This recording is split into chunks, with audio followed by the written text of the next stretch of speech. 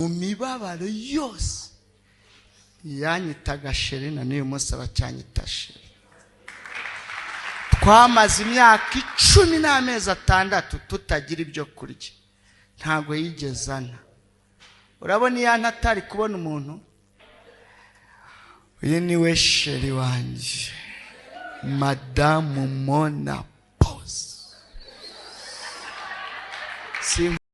Urayimara bamaraso menshi kandi nuko umuntu apfanye niyo utinze kubona oya humura mani nta gupfa mani bro. Reka bazane nuze bazamuye no modoka kujyamo yari bakubaza kumera neza sibyo barayikura dore bagiye kwizana mu kanya gatira bayahageze. Imana yadukwiye kuri iyi mihanda yarangiza ikatugira abashoferi nabo byakwemera mana. Imana yakunze abari mu isi cyane, yatumye itanga umwana wayo w'ikinege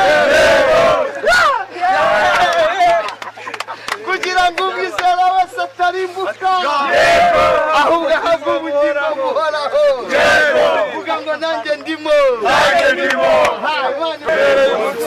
batunkomeze. Ese imbobo nizo zagombaga kuviramwo aho ngaho se? Imbobo ntago Yesu yabakuzaho mana, ntago yabakuzaho Yesu. Muvuge ngo Yesu niyadukuzaho, ntago yabakuzaho.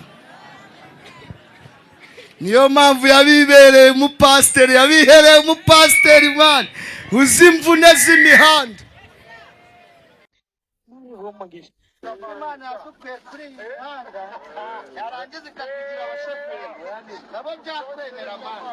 Imana yakunze abari mu isi cyane, yatumye itanga umwana wayo w'ikinege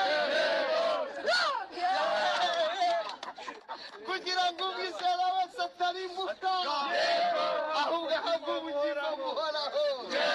Vuga ngo nanjye ndimo